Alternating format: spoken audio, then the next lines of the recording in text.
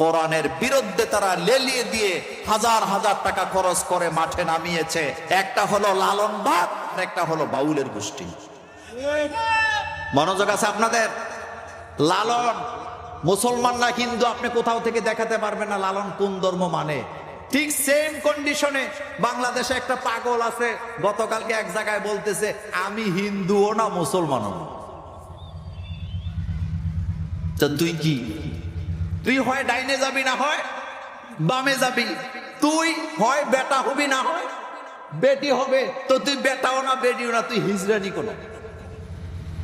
দেখেন এই যে আপনারা দেখেন না লালনবাদ, লালনের অনুসারীদের দাড়ি আছে নাকি নাই বলেন? আমাদের চেয়ে ছোট না বড়? কিন্তু আপনি জানেন এই সুফিবাদের পেছনে কি লুকায় আছে?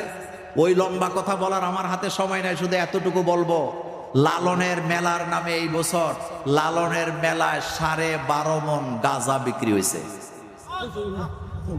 কয় মণ? প্রকাশ্যে গাঁজা খাইছে। কিছু কিছু মিডিয়া তার বিরুদ্ধে করে নিউজ করেছেন, কিন্তু সেখানে গাঁজা খাওয়াকে দোষের মনে করা হয় নাই, বরং লালনের অনুসারীরা দাম্ভিকতার সাথে বলেছে গাঁজা হইল সবজি। গাঁজা কি মানে? এটা নাকি ভিটামিন সি, এটা সবজি, এটা খাইলে নাকি। আচ্ছা বলেন তো, গাঁজা খাইলে মাথা কি হুশ থাকে না বেহুশ হয়? আচ্ছা, এই লালনের আখড়ায় আমি একবার গেছিলাম। যাওয়ার পরে লালনের ওই আখড়ার পাশে একটা লালনের জাদুঘর আছে।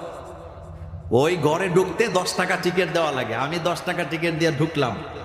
ঢুকার পরে দেখি লালনের আখড়ায় একটা হুক্কা সাজায় রাখছে।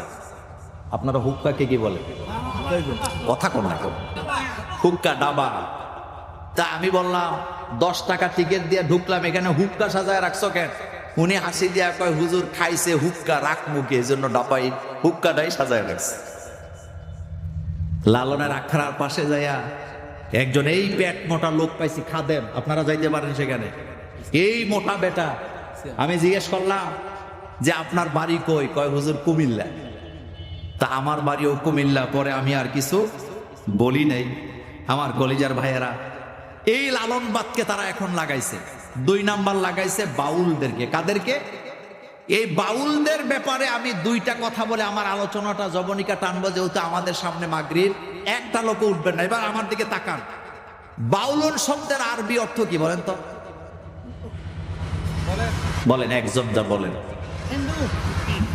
পেশা, পেশা। বাউল অর্থ কি? এটা আরবি শব্দ। হুজুর তো কথা বলেন, বাউল অর্থ কি? পেশাব। পেশাব বুঝেন না আপনারা? চুপ করে আছেন যে। পেশাব রে আপনাদের এলাকায় কি কয়? প্রসাব। প্রসাব। আর কোনো ভাষা আসেনি? এবার বলেন বাউল শব্দের অর্থ কি? পেশাব। বলেন সবাই বলেন। কয় না তো, ডরে কয় না। হুজুর বলেন বাউল শব্দের অর্থ কি? পেশাব।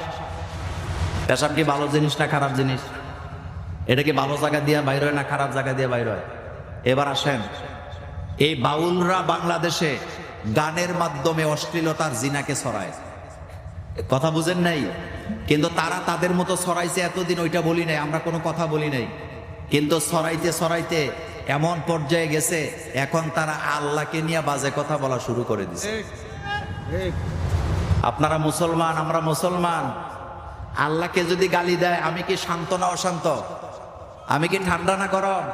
আমি কিন্তু আপনাদেরকে এই কথা বলতেছি না যে বাউল যেখানে পাবেন পিঠে ঠান্ডা করবেন, এটা আমি বলি নাই। বাউলদের গায়ে হাত দিবেন, এটাও আমি বলি নাই। কিন্তু আল্লাহর জমিনে থেকে বাংলাদেশের 90% মুসলমান বেঁচে থাকতে বাউলেরা নবীকে গালি দিবে, আল্লাহকে গালি দিবে, বরদাস্ত করা হবে না। রাষ্ট্রীয় আইনে এদেরকে ফাঁসি দিয়ে দিতে হবে। আপনি জানেন তারা কি কথা বলছে? এগুলো আমরা মুখ দিয়ে বলতেও পারবো না, কারণ আমাদের কলিজার মধ্যে আল্লাহর ভয় আছে না নাই? আপনার কলিজায় যখন আল্লাহর ভয় জাগ্রত হবে, আপনি কখনো আল্লাহকে নিয়ে কথা বলতে বেহুশের মতো কথা বলতে পারবেন না। আল্লাহকে নিয়ে কথা বলতে আপনাকে হুশেই বলা লাগবে। এই বাউলের এক বাউল বলেছেন যে আল্লাহর নাকি কথার কোনো ঠিক নাই। নাউজুবিল্লাহ, আরো আস্তে কর। আল্লাহর কি নাই? কথাবার্তা ঠিক নেই। তো সে কি বলতেছে দেখেন, গাঁজাখোর কি বলতেছে? বলতেছে যে আল্লাহ পাক বলছে আউয়ালু মা খালাকাল্লাহু তাআলা নূরি, একবার বলছে আল্লাহ নবীর নূর বানাইছে আগে, আরেক জায়গায় আল্লাহ পাক বলছে আউয়ালু মা খালাকাল্লাহু তাআলা কলম, আল্লাহ নাকি কলম বানাইছে আগে, এরপরে আরেক জায়গায় নাকি আল্লাহ বলছে আল্লাহ আরশ বানাইছে আগে, এরপরে আরেক জায়গায় নাকি আল্লাহ বলছে আল্লাহ মাছ বানাইছে আগে। তো তার বাসায় দিয়ে তার ভক্তদের সামনে গান গাইতেছে আর বলতেছে এক মুখে দুই কথা যে বলে এটা কি তার মুখ নাকি অন্য কিছু? এ কথা সে কাকে বলতেছে? মনোযোগ আছে, কাকে বলতেছে? আল্লাহকে বলতেছে। আপনি যদি নাস্তিক হন আমাদের কোনো আপত্তি নেই, আপনি নাস্তিক হয়ে যান। আপনি যদি মুরতাদ হন আপনার ব্যাপারে আমাদের কোনো মাথা কামাকামি নেই, আপনি হয়ে যান। কিন্তু আমাদের আল্লাহকে নিয়ে রাসূলকে নিয়ে যদি কথা বলেন আল্লাহর জমিনে বাঁচার কোনো অধিকার আপনার নাই।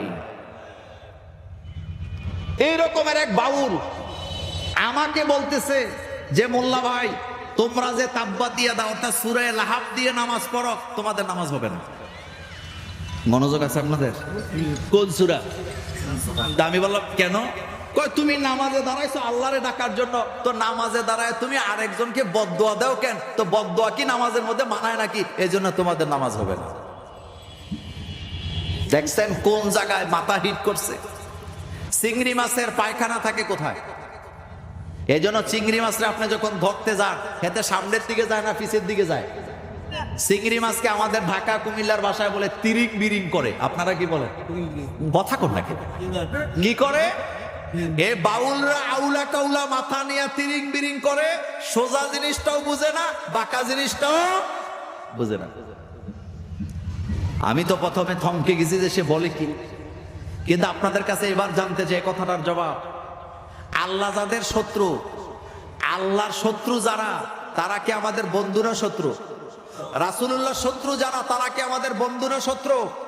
সুতরাং বাউলরা আল্লাহকে গালি দেয়, নবীকে গালি দেয়, তারা কাফের, তাদেরকে যারা সমর্থন করবে তারাও কাফের, তাদের যারা মুক্তি চাইবে তারাও কাফের, তাদেরকে যারা সাপোর্ট দিবে তারাও কুটিবার কাফের কাফের কাফের, তাদেরকে মুসলমান দাবি করার কোনো সুযোগ নেই। তারা মারা গেলে এই অবস্থায় যদি তাওবা না করে এই অবস্থায় মারা গেলে তাদের জানাজা পড়া জায়েজ হবে না, হবে না, হবে না। কথা কি বুঝাইতে পারলাম? এখন বলেন তো তাব্বাত ইয়াদা সূরা নাযিল করছে কে? আল্লাহ পাক। এই সূরার মধ্যে আবু লাহাবের নাম আছে না নাই? তা আবু লাহাবের নামটা কেন আসলো আগে সেটা শুনেন। আবু লাহাব আমার নবীকে আগে বদদুয়া দিছে, তাব্বা আলাকা মুহাম্মদ। এই কথা আগে কে বলছে? আবু লাহাব ভাই বলছে। আবু লাহাব যখন আমার নবীকে তাব্বা বলে গালি দিলেন অর্থাৎ ধ্বংস হয়ে যাও মুহাম্মদ, আল্লাহ রাব্বুল আলামিন জানায় দিলেন হাবিব আপনাকে যারা গালি দেয়, আপনাকে যারা বদদুয়া দেয় দুনিয়াতে তাদের বাঁচার কোনো অধিকার নাই। আবু লাহাব আপনাকে এক মুখে বদদুয়া দিছে আর আমি আপনার উম্মতদেরকে সুযোগ করে দিলাম